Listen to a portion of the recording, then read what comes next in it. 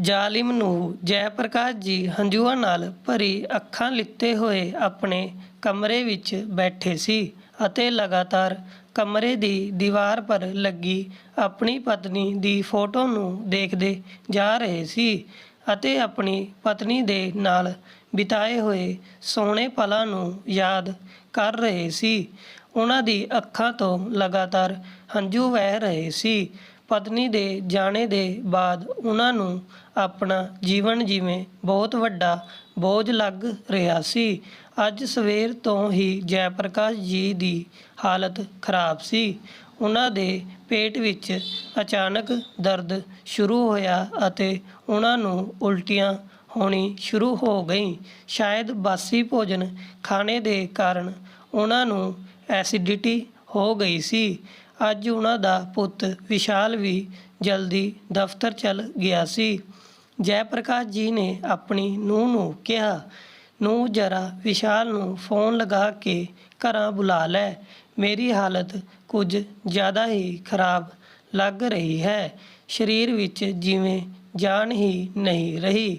ਜੈ ਪ੍ਰਕਾਸ਼ ਜੀ ਦੇ ਇੰਨਾ ਕਹਿਣੇ ਦੀ ਦੇਰ ਸੀ ਕਿ ਨੂੰਹ ਸੁਨੀਤਾ ਤਾਂ ਉਹਨਾਂ ਪਰ ਝਿੜਕਣ ਨੂੰ ਤਿਆਰ ਸੀ। "ਬਾਬੂ ਜੀ, ਤੁਹਾਨੂੰ ਤਾਂ ਹੋਰ ਕੁਝ ਕੰਮ ਹੈ ਨਹੀਂ ਸਿਵਾਏ ਮੇਰੇ ਪਤੀ ਦੇ ਖਰਚੇ ਵਧਾਉਣ ਤੋਂ। ਦਫ਼ਤਰ ਗਏ ਹਨ ਉਹ ਅਤੇ ਤੁਹਾਡੇ ਲਈ ਦਫ਼ਤਰ ਛੱਡ ਕੇ ਤਾਂ ਨਹੀਂ ਆ ਸਕਦੇ ਨਾ।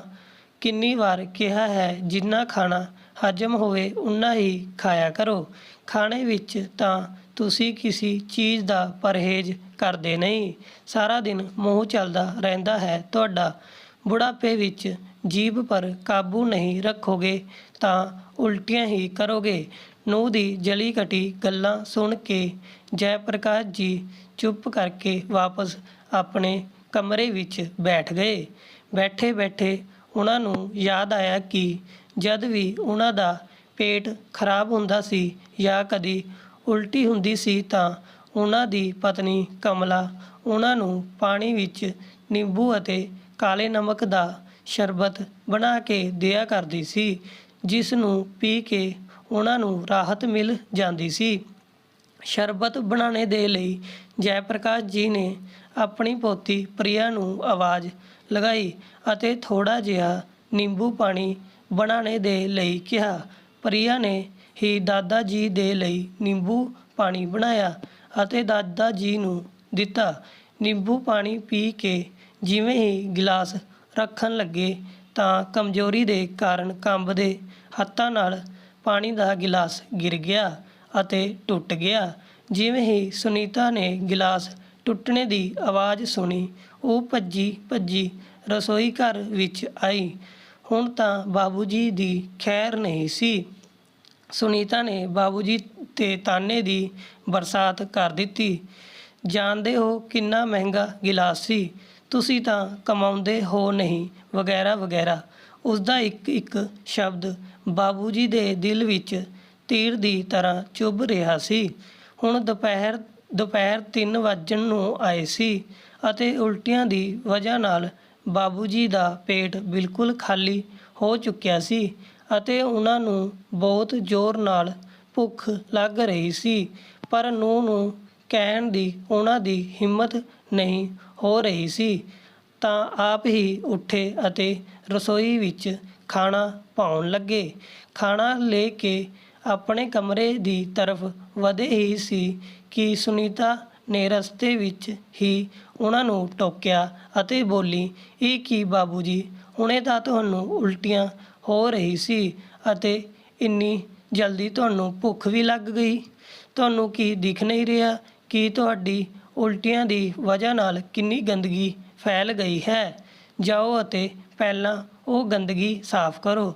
ਕਹਿੰਦੇ ਹੋਏ ਸੁਨੀਤਾ ਨੇ ਬਾਬੂ ਜੀ ਦੇ ਹੱਥ ਤੋਂ ਪਲੇਟ ਖੋਹ ਲਈ। ਭੁੱਖ ਪਿਆਸ ਤੋਂ ਤੜਫਦੇ ਹੋਏ ਜੈ ਪ੍ਰਕਾਸ਼ ਜੀ ਸਿਰਫ ਨੂੰਹ ਦੀ ਤਰਫ ਦੇਖਦੇ ਹੀ ਰਹਿ ਗਏ। ਸਵੇਰ ਤੋਂ ਸ਼ਾਮ ਹੋ ਗਈ ਪਰ ਜੈ ਪ੍ਰਕਾਸ਼ ਜੀ ਦੇ ਮੂੰਹ ਵਿੱਚ ਰੋਟੀ ਦਾ ਇੱਕ ਨਿਵਾਲਾ ਤੱਕ ਨਹੀਂ ਗਿਆ। ਸ਼ਾਮ ਨੂੰ ਜਦ ਉਹਨਾਂ ਦਾ ਪੁੱਤ ਵਿਸ਼ਾਲ ਘਰ ਆਇਆ ਤਾਂ ਉਸਨੇ ਪੁੱਛਿਆ, "ਬਾਬੂ ਜੀ, ਕੀ ਗੱਲ, ਤੁਹਾਡੀ ਤਬੀਅਤ ਠੀਕ ਨਹੀਂ ਲੱਗ ਰਹੀ?" ਜੈ ਪ੍ਰਕਾਸ਼ ਜੀ ਨੇ ਪੁੱਤ ਨੂੰ ਆਪਣਾ ਹਾਲ ਸੁਣਾਇਆ ਤਾਂ ਵਿਸ਼ਾਲ ਬੋਲਿਆ, ਤਾਂ ਤੁਸੀਂ ਮੈਨੂੰ ਦੱਸ ਦੇ, ਮੈਂ ਤੁਹਾਨੂੰ ਡਾਕਟਰ ਦੇ ਕੋਲ ਲੈ ਜਾਂਦਾ। ਪੁੱਤ ਉਹਨੂੰ ਕਹਿ ਰਹੀ ਸੀ ਕਿ ਜਿਵੇਂ ਹੀ ਜੈ ਪ੍ਰਕਾਸ਼ ਜੀ ਕੁਝ ਬੋਲਣ ਲੱਗੇ, ਜਦੇ ਉਹਨਾਂ ਦੀ ਨੂੰਹ ਸੁਨੀਤਾ ਉਹਨਾਂ ਦੀ ਤਰਫ ਦੇਖ ਕੇ ਘੂਰਨ ਲੱਗੀ। ਜੈ ਪ੍ਰਕਾਸ਼ ਜੀ ਉੱਥੇ ਹੀ ਚੁੱਪ ਹੋ ਗਏ। ਬਾਬੂ ਜੀ, ਤੁਸੀਂ ਕੁਝ ਕਹਿ ਰਹੇ ਸੀ, ਬੋਲੋ ਨਾ, ਕਿਆ ਬੋਲਣਾ ਚਾਹੁੰਦੇ ਸੀ ਤੁਸੀਂ? ਵਿਸ਼ਾਲ ਨੇ ਆਪਣੇ ਬਾਬੂ ਜੀ ਤੋਂ ਜਾਣਨਾ ਚਾਹਿਆ।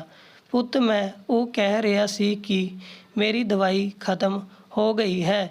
ਜਦ ਤੂੰ ਕੱਲ੍ਹ ਸ਼ਾਮ ਨੂੰ ਦਫ਼ਤਰ ਤੋਂ ਆਵੇਂਗਾ ਤਾਂ ਲੈਂਦੇ ਆਣਾ। ਅਰੇ ਬਾਬੂ ਜੀ, ਤੁਹਾਡੀ ਦਵਾਈ ਤਾਂ ਮੈਂ 2 ਦਿਨ ਪਹਿਲਾਂ ਹੀ ਲੈ ਆਇਆ ਸੀ।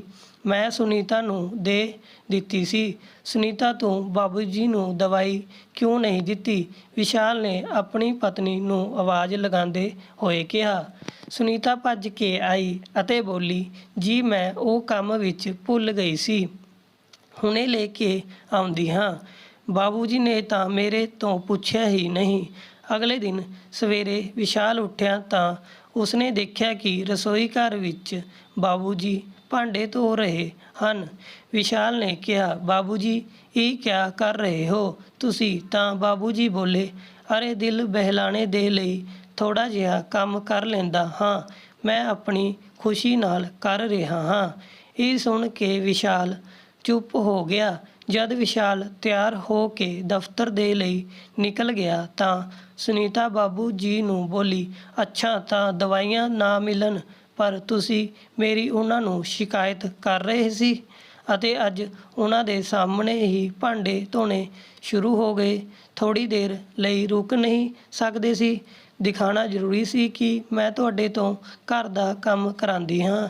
ਤਾਂ ਠੀਕ ਹੈ, ਤੁਹਾਡੀ ਅੱਜ ਵੀ ਖਾਣੇ ਤੋਂ ਛੁੱਟੀ ਹੈ। ਛੁੱਟੀ? ਇਹ ਸੁਣ ਕੇ ਜੈ ਪ੍ਰਕਾਸ਼ ਜੀ ਨੂੰ ਦੇ ਅੱਗੇ ਹੱਥ ਜੋੜ ਕੇ ਗਿੜਗਿੜਾਉਣ ਲੱਗੇ ਅਤੇ ਬੋਲੇ, ਨੂੰ 2 ਦਿਨ ਹੋ ਗਏ ਹਨ ਮੈਨੂੰ ਖਾਣਾ ਖਾਧੇ ਹੋਏ। ਭੁੱਖ ਦੇ ਮਾਰੇ ਜਾਨ ਨਿਕਲੀ ਜਾ ਰਹੀ ਹੈ। ਖਾਣੇ ਦੇ ਲਈ 2 ਰੋਟੀ ਤਾਂ ਦੇ ਦੇ ਦੋ। ਕਹਿੰਦੇ ਹੋਏ ਜੈ ਪ੍ਰਕਾਸ਼ ਜੀ ਦੀ ਅੱਖਾਂ 'ਚੋਂ ਹੰਝੂ ਨਿਕਲ ਗਏ। ਸੁਨੀਤਾ ਜੀ ਥੋੜ੍ਹਾ ਜਿਹਾ ਤਰਸ ਦਿਖਾਉਂਦੇ ਹੋਏ ਜੈ ਪ੍ਰਕਾਸ਼ ਜੀ ਨੂੰ ਰਾਤ ਦੀ ਪਈ ਹੋਈ ਬਾਸੀ ਰੋਟੀ ਦੇ ਦਿੱਤੀ ਅਤੇ ਨਾਲ ਹੀ ਉਹਨਾਂ ਦੇ ਅੱਗੇ ਚਾਹ ਰੱਖਦੇ ਹੋਏ ਬੋਲੀ, ਇਹ ਲਓ, ਅੱਜ ਤਾਂ ਤੁਹਾਨੂੰ ਰੋਟੀ ਚਾਹ ਦੇ ਰਹੀ ਹਾਂ, ਪਰ ਅੱਗੇ ਤੋਂ ਤੁਸੀਂ ਕਿਸੇ ਨੂੰ ਕੋਈ ਵੀ ਸ਼ਿਕਾਇਤ ਕਰਨੇ ਦੀ ਕੋਸ਼ਿਸ਼ ਕੀਤੀ ਤਾਂ ਆਪਣਾ ਅੰਜਾਮ ਸੋਚ ਲੈਣਾ। ਇਹ ਕਹਿ ਕੇ ਸੁਨੀਤਾ ਤਿਆਰ ਹੋ ਕੇ ਆਪਣੀ ਕਿੱਟੀ ਪਾਰਟੀ ਵਿੱਚ ਚਲੀ ਗਈ। ਜੈ ਪ੍ਰਕਾਸ਼ ਜੀ ਆਪਣੀ ਪਤਨੀ ਦੀ ਫੋਟੋ ਦੀ ਤਰਫ ਦੇਖਣ ਲੱਗੇ ਅਤੇ ਬੋਲਣ ਲੱਗੇ, ਦੇਖ ਰਹੀ ਹੈ, ਇਹੋ ਜਿਹਾ ਖਾਣਾ ਤਾਂ ਕੋਈ ਕਿਸੇ ਭਿਖਾਰੀ ਨੂੰ ਵੀ ਨਹੀਂ ਦਿੰਦਾ ਹੋਵੇਗਾ। ਉਹਨਾਂ ਦੀ ਪਤਨੀ ਨੂੰ ਮਰੇ ਹੋਏ 6 ਮਹੀਨੇ ਹੋ ਚੁੱਕੇ ਸੀ ਅਤੇ ਇਸ 6 ਮਹੀਨੇ ਵਿੱਚ ਉਹੀ ਜਾਣਦੇ ਹਨ ਕਿ ਉਹਨਾਂ ਨੇ ਇੱਕ ਸਾਹ ਕਿਸ ਤਰ੍ਹਾਂ ਲਿੱਤੀ। ਖੈਰ 2 ਦਿਨ ਦੇ ਭੁੱਖੇ ਸੀ ਤਾਂ ਜੈ ਪ੍ਰਕਾਸ਼ ਜੀ ਪੁਰਾਣੀ ਬਾਸੀ ਰੋਟੀਆਂ ਪਰ ਵੀ ਟੁੱਟ ਪਏ। ਅਗਲੇ ਦਿਨ ਸਵੇਰੇ ਜੈ ਪ੍ਰਕਾਸ਼ ਜੀ ਆਪਣੇ ਪੁੱਤ ਨੂੰ ਬੋਲੇ, ਉਹ ਪੁੱਤ ਦੇਖਣਾ, ਇਹ ਮੇਰਾ ਚਸ਼ਮਾ ਟੁੱਟ ਗਿਆ ਹੈ।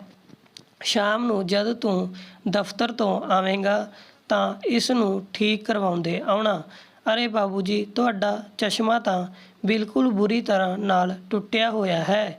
ਇਹ ਕਹਿੰਦੇ ਹੋਏ ਵਿਸ਼ਾਲ ਨੇ ਸੁਨੀਤਾ ਨੂੰ ਆਵਾਜ਼ ਲਗਾਈ ਅਤੇ ਕਿਹਾ, ਅੱਜ ਬਾਬੂ ਜੀ ਨੂੰ ਲਿਜਾ ਕੇ ਉਹਨਾਂ ਦੀ ਅੱਖਾਂ ਦਾ ਟੈਸਟ ਵੀ ਕਰਵਾ ਦੇਣਾ ਅਤੇ ਉਹਨਾਂ ਦੇ ਲਈ ਨਵਾਂ ਚਸ਼ਮਾ ਵੀ ਬਣਵਾ ਲਿਆਉਣਾ।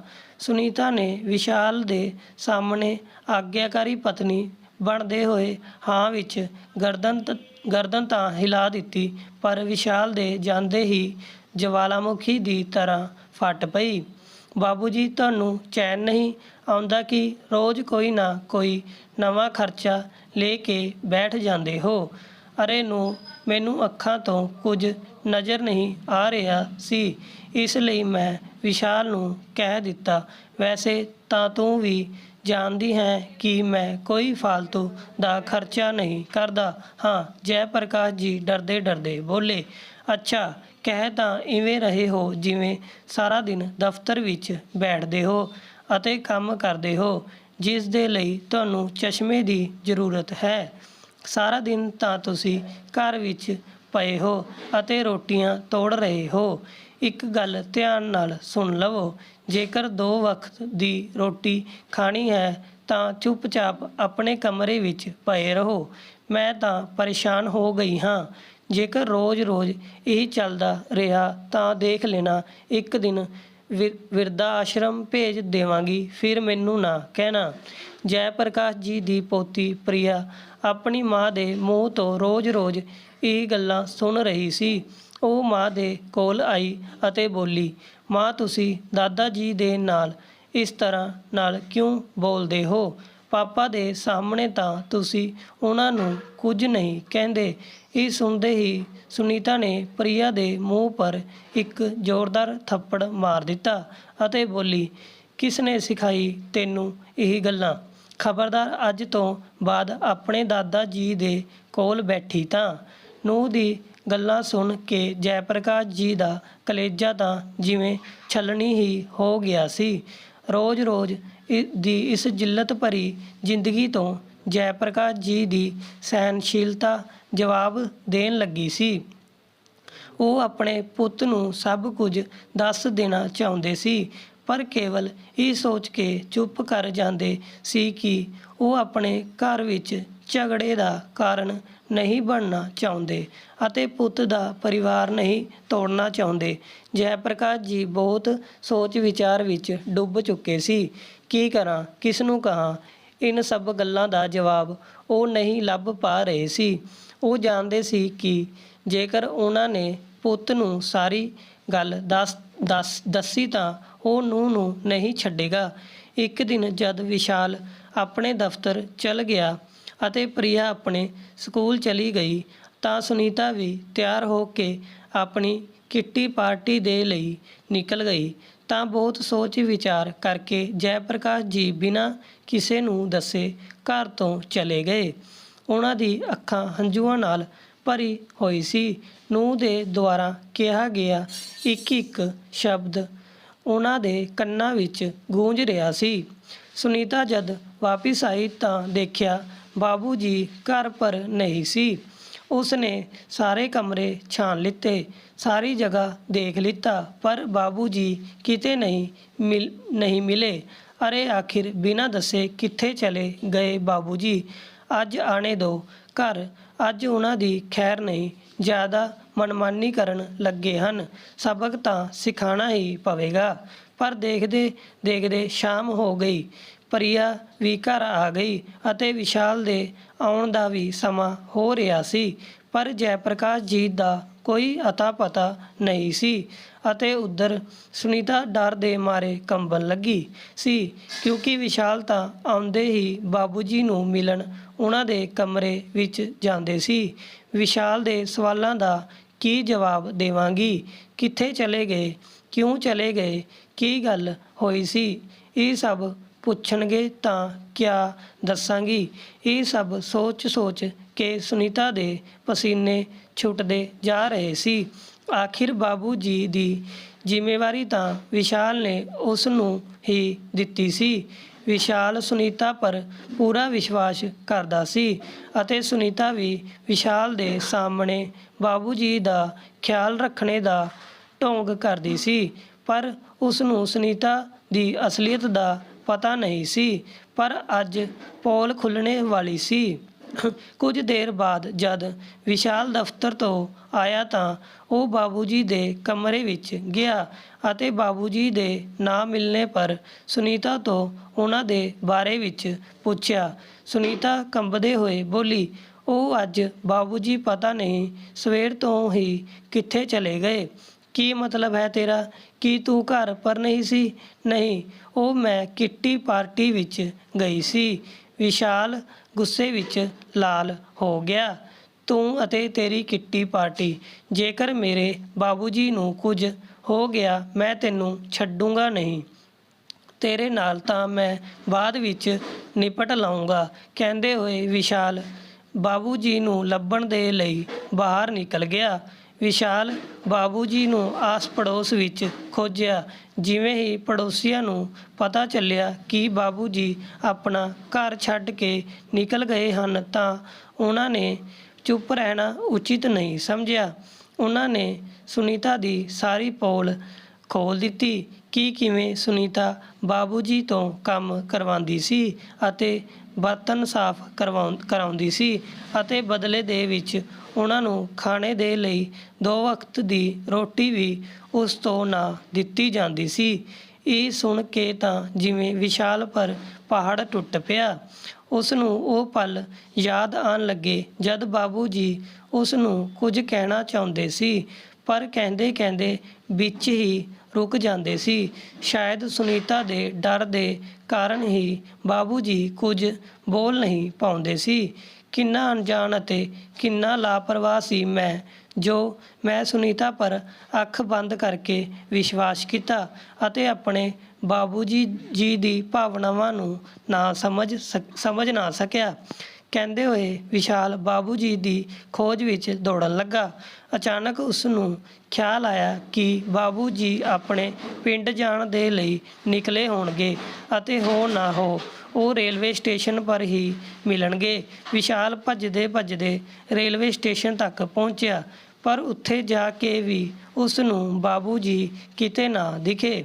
ਉਹ ਥੱਕ ਹਾਰ ਕੇ ਪਲੇਟਫਾਰਮ ਪਰ ਬੈਠ ਗਿਆ ਅਤੇ ਸਾਹਮਣੇ ਹੀ ਦੇਖਿਆ ਕਿ ਬਾਬੂ ਜੀ ਵੀ ਪਲੇਟਫਾਰਮ ਪਰ ਹੀ ਬੈਠੇ ਹੋਏ ਹਨ ਅਤੇ ਲਗਾਤਾਰ ਹੰਝੂ ਵਹਾ ਰਹੇ ਹਨ। ਉਹਨਾਂ ਨੂੰ ਰੋਂਦਾ ਦੇਖ ਕੇ ਵਿਸ਼ਾਲ ਨੂੰ ਆਪਣੇ ਦਿਲ ਪਰ 100 ਛੁਰੀਆਂ ਚੱਲਣੇ ਬਰਾਬਰ ਦਰਦ ਮਹਿਸੂਸ ਹੋਇਆ। ਜੋ ਬਾਬੂ ਜੀ ਕਦੀ ਆਤਮ ਸਵਾਭਿਮਾਨ ਦੇ ਨਾਲ ਰਿਹਾ ਕਰਦੇ ਸੀ ਉਹ ਅੱਜ ਮੇਰੇ ਕਾਰਨ ਇਸ ਅਵਸਥਾ ਵਿੱਚ ਪਹੁੰਚ ਗਏ ਹਨ। ਵਿਸ਼ਾਲ ਭੱਜ ਕੇ ਆਪਣੇ ਬਾਬੂ ਜੀ ਦੇ ਕੋਲ ਪਹੁੰਚਿਆ। ਬਾਬੂ ਜੀ ਨੂੰ ਦੇਖ ਕੇ ਉਹਨਾਂ ਦੇ ਗਲੇ ਲੱਗ ਗਿਆ ਅਤੇ ਫੁੱਟ ਕੇ ਰੋਣ ਲੱਗਾ। ਪੁੱਤ ਨੂੰ ਦੇਖ ਕੇ ਜੈ ਪ੍ਰਕਾਸ਼ ਜੀ ਵੀ ਆਪਣੇ ਆਪ ਨੂੰ ਸੰਭਾਲ ਨਾ ਪਾਏ ਅਤੇ ਆਪਣੇ ਦਿਲ ਦਾ ਗੁਬਾਰ ਪੁੱਤ ਦੇ ਅੱਗੇ ਉਹਨਾਂ ਨੇ ਖਾਲੀ ਕਰ ਦਿੱਤਾ।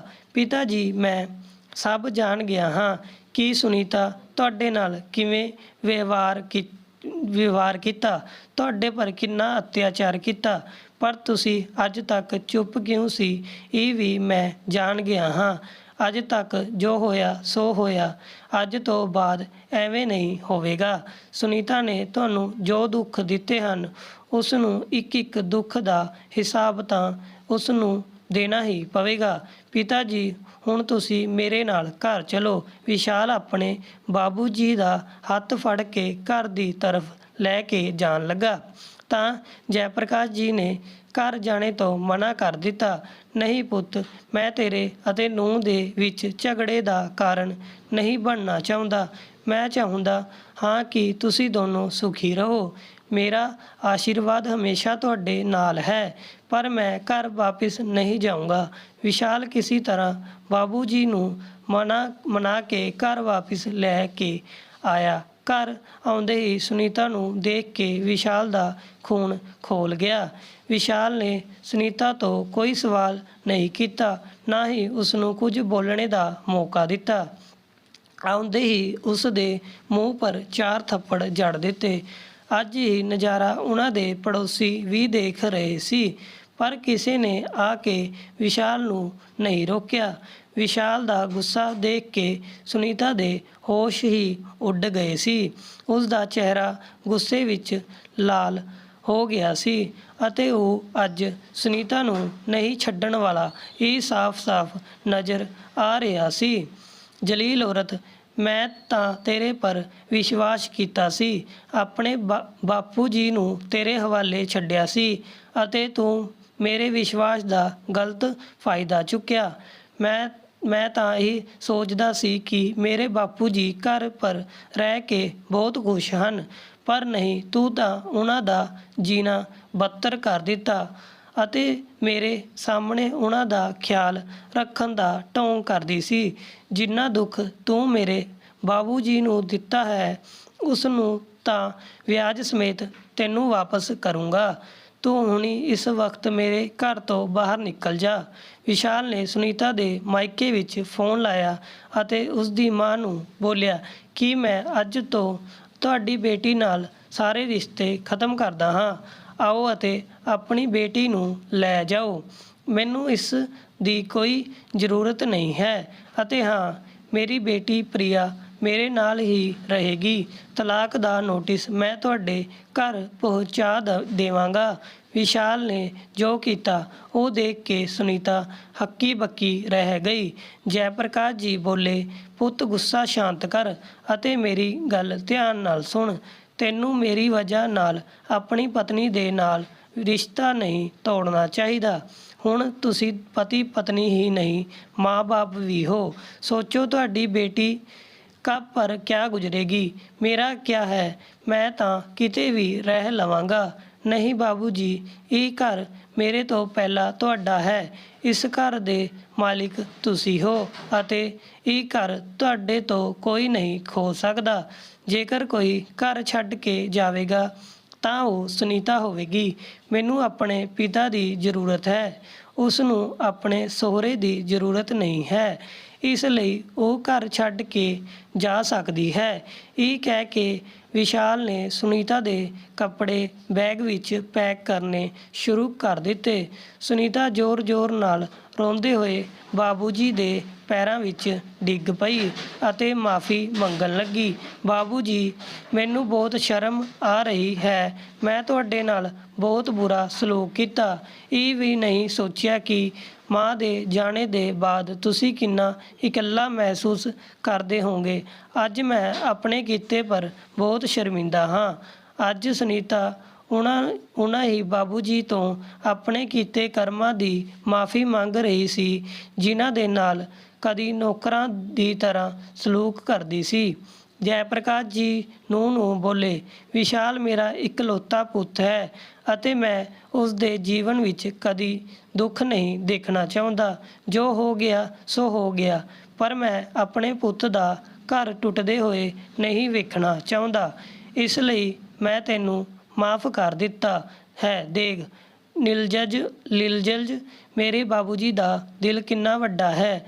ਤੂੰ ਇੰਨਾ ਪਰ ਕਿੰਨੇ ਜ਼ੁਲਮ ਕੀਤੇ, ਫਿਰ ਵੀ ਉਹਨਾਂ ਨੇ ਤੈਨੂੰ ਮਾਫ਼ ਕਰ ਦਿੱਤਾ। ਉਸ ਦਿਨ ਤੋਂ ਨੂੰਹ ਦੇ ਵਿਵਹਾਰ ਵਿੱਚ ਜ਼ਮੀਨ ਆਸਮਾਨ ਦਾ ਪਰਿਵਰਤਨ ਆ ਗਿਆ। ਅਗਲੇ ਦਿਨ ਸੁਨੀਤਾ ਬਾਬੂ ਜੀ ਕਮਰੇ ਵਿੱਚ ਆਈ ਅਤੇ ਬੋਲੀ, ਬਾਬੂ ਜੀ ਤੁਹਾਡੀ ਚਾਹ ਰੱਖ ਕੇ। ਸੁਨੀਤਾ ਜੀ ਨੇ ਬਾਬੂ ਜੀ ਦਾ ਆਸ਼ੀਰਵਾਦ ਲਿੱਤਾ। ਅੱਜ ਬਾਬੂ ਜੀ ਆਪਣੀ ਪਤਨੀ ਦੀ ਫੋਟੋ ਦੇ ਸਾਹਮਣੇ ਸਕੂਨ ਨਾਲ ਬੈਠੇ ਸੀ ਅਤੇ ਖੂਬ ਸੇਵਾ ਕਰਵਾ ਰਹੇ ਸੀ। ਅੱਜ ਉਹਨਾਂ ਦੀ ਸਾਰੀ ਚਿੰਤਾਵਾਂ ਦੂਰ ਹੋ ਗਈ ਸੀ। ਉਹਨਾਂ ਦੀ ਪਤਨੀ ਦੀ ਮੌਤ ਤੋਂ ਬਾਅਦ ਅੱਜ ਪਹਿਲੀ ਵਾਰ ਇਵੇਂ ਹੋਇਆ ਸੀ ਕਿ ਉਹ ਸਕੂਨ ਦਾ ਸਾਹ ਲੈ ਪਾ ਰਹੇ ਸੀ ਅਤੇ ਇਹ ਅਰਦਾਸ ਕਰ ਰਹੇ ਸੀ ਕਿ ਭਗਵਾਨ ਹਰ ਮਾਤਾ ਪਿਤਾ ਨੂੰ ਵਿਸ਼ਾਲ ਜੈਸੀ ਔਲਾਦ ਦੇਵੇ। ਧੰਨਵਾਦ ਜੀ। ਸਟੋਰੀ ਕਿਵੇਂ ਲੱਗੀ ਲਾਈਕ ਕਮੈਂਟ ਕਰਕੇ ਜ਼ਰੂਰ ਦੱਸੋ ਜੀ। ਧੰਨਵਾਦ ਜੀ।